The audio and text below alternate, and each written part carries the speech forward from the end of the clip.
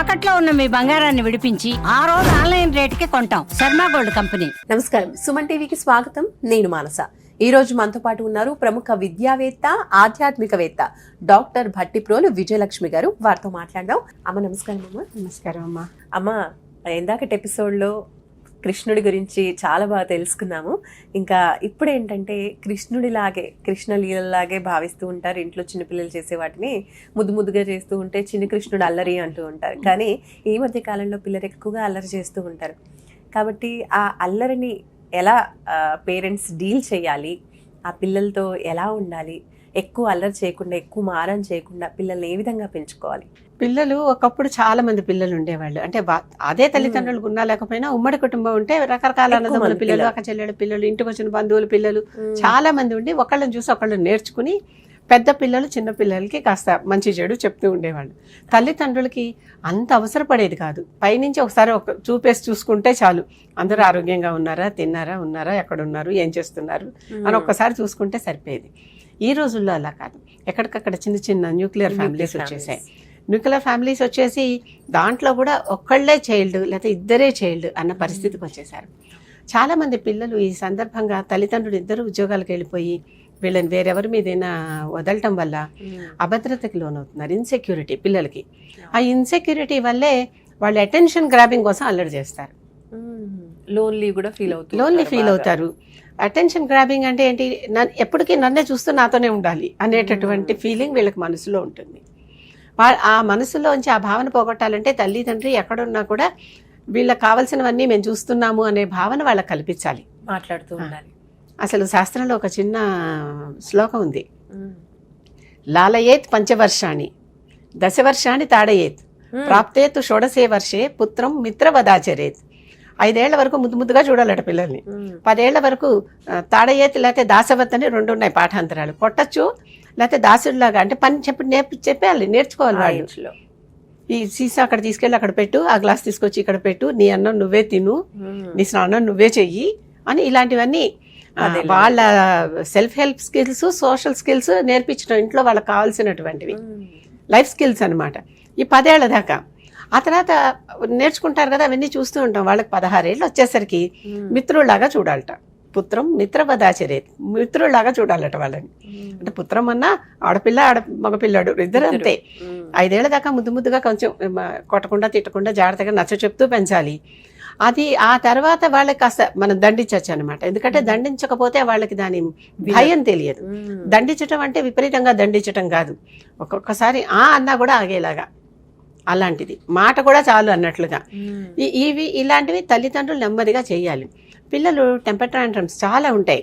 నాకు కావాలి ఏదన్నా పట్టి ఏడ్చి, ఒక్కొక్కసారి కింద పడి దొర్లి ఏడ్చి, పైగా నలుగురిలో వెళ్ళినప్పుడు ఇంకొంచెం ఎక్కువగా అక్కడ ఇంకా అల్లరి చేసి, ఇంకా గోల్ చేసి, ఏమైనా సరే నాకు ఆ టాయ్ కావాలి అని మాల్లో వీళ్ళు పడి దొరుకుతూ ఉండే పిల్లల్ని కూడా నేను చూసా.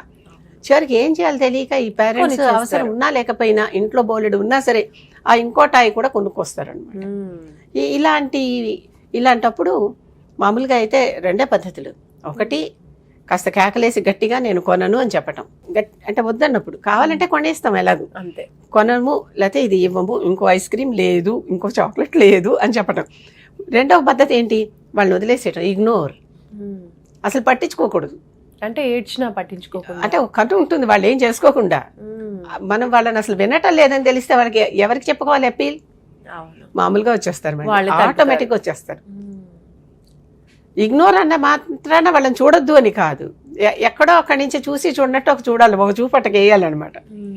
మళ్ళీ వాళ్ళేం చేసుకోకుండా వెళ్ళి ఇంకోటి ఏదో పగల కొట్టకుండా, ఇంకా ఏమన్నా ఇంకా దెబ్బలు తగిలించుకోకుండా అలా ఇగ్నోర్ చేస్తే పిల్లలు ఆటోమేటిక్గా దారికి వస్తారు.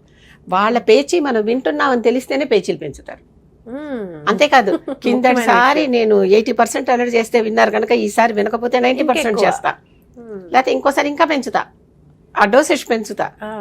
అసలు నువ్వు ఏం చెయ్యి, నేను కొనను అని చాలా స్పష్టంగా, అంటే ఇంకేమి దీంట్లో బేరసారా లేవు అని అర్థమయ్యేటటువంటి స్పష్టమైన భాషలో చెప్పి పక్కకు వచ్చేయాలి. ఈ మారం అనేది కూడా అంటే మనం ఏజ్ పిల్లల వరకు కూడా మనం ఓకే చేయొచ్చు, అంటే యాక్సెప్ట్ చేయొచ్చు. అసలు తల్లిదండ్రుల దగ్గర పిల్లలు ఎంత పెద్దవాళ్ళైనా మారం పెడతారు. మనం కూడా అంతే కదా. ఎంత పెద్ద, అసలు దానికి ఏజ్ లిమిట్ అనేది ఉండదు. నాకు తెలిసి 50 ఏళ్ళు వచ్చిన మా బాబాయ్ కూడా వాళ్ళ అంటే తల్లిదండ్రులు లేరు, వాళ్ళ పెద్దన్నల దగ్గర కొడుకులాగానే ఉండి మారం చేస్తూ ఉండేవాడు. అంటే అసలు ఆ మారానికి అంతం ఉండదు, మనకి సాగుతుంది అనుకుంటే సాగిస్తూ ఉంటారు. కనుక ఇది తప్పు, ఇలా చేయకూడదు, కావాలంటే అడిగే టర్మ్స్ వేరే ఉంటాయి, అవసరం లేనిది, ఎఫర్డబిలిటీ లేనిది, ఇది కూడా చెప్పాలి పిల్లలకి. 5 నుంచి చెప్పటం మొదలు పెట్టాలన్నమాట. 5 ఏళ్ల వరకు వాళ్ళకి ఏం చెప్పినా, కాకపోతే 5 ఏళ్ల లోపలే బ్రెయిన్ ఎదుగుతుంది.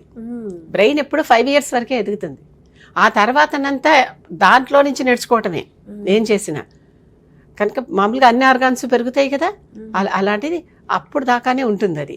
కనుక ఏం చెప్పినా ఏం మార్చుకున్నా 5 ఏళ్ల వరకు జాగ్రత్తగా నెమ్మదిగా చెప్పుకుంటూ రావాలి. ఆ తర్వాత నుంచి రూల్స్ ఇంపోజిషన్ అనమాట. రూల్స్ ఇంపోజిషన్ అంటే కఠినంగా ఉండాలనే ఉద్దేశం కాదు, స్పష్టంగా ఉండటం, క్లియర్గా చెప్పాలి. ఆ స్పష్టతకి కఠినతకి తేడా ఉంటుంది తప్పనిసరిగా. అది పాటించకపోతే మాత్రం పిల్లలు ఎప్పటికైనా 10 ఏళ్ళైనా మారం చేస్తూనే ఉంటారు, 16 ఏళ్ళైనా మారం చేస్తూనే ఉంటారు, 20 ఏళ్ళైనా మారం చేస్తూనే ఉంటారు. చాలా మంది పిల్లలు ఈ రోజు కూడా నేను చాలా మందిని చూసా, ఒక పర్టికులర్ కోర్స్ కావాలని దాంట్లో చేరతారు. గ్రాడ్యుయేషన్కి వచ్చాక, అంటే ఆ లెవెల్లో కూడా గ్రాడ్యుయేషన్కి వచ్చాక అక్కడ చేరతారు. అక్కడి నుంచి చేరి మళ్ళీ యువతలకు వచ్చేసి ఈ కోర్స్ కాదు నేను అని ఇంకో కోర్స్ చేరతారు. మళ్ళీ అక్కడ అలా 3-4 కోర్సులు పూర్తి చేసి వాళ్ళ క్లాస్మేట్స్ మొదటి గ్రాడ్యుయేషన్ పూర్తి చేసేదాకా వీళ్ళు ఇంకా ఫస్ట్ ఇయర్లోనే ఉంటారు. అసలు సబ్జెక్ట్సే మార్చేసుకుంటారు, ఉన్నట్లుండి కొత్త స్ట్రీమ్కి వెళ్ళిపోతారు. ఎందుకు వెళ్తారో తెలియదు, ఏం చేస్తారో తెలియదు, ఎందుకట్లా అది వాళ్ళ కాళ్ళ మీద వాళ్ళే గుడ్డలు కొట్టుకుంటున్నారు అనేది వాళ్ళకి అర్థమయ్యేలాగా చెప్పాలి. సమయం మళ్ళీ తిరిగి రాదు. నీతోటి వాడు అక్కడ వెళ్ళిపోతున్నాడు, వాడితో పాటు కంపీట్ చేయలేకపోయినా కనీసం కలిసి నడవాలి కదా, కొద్దిగా ముందర వెనకో. అది పిల్లలకి అర్థమయ్యేలా చెప్పడం తల్లిదండ్రుల బాధ్యతే. ఒక వయసు వరకు తల్లి చెప్తుంది, ఆ తర్వాత తండ్రి కూడా చేరి చెప్పాలి. చిన్నపిల్లలప్పుడు తల్లి చెప్తేనే తల్లికే దగ్గరగా ఉంటారు.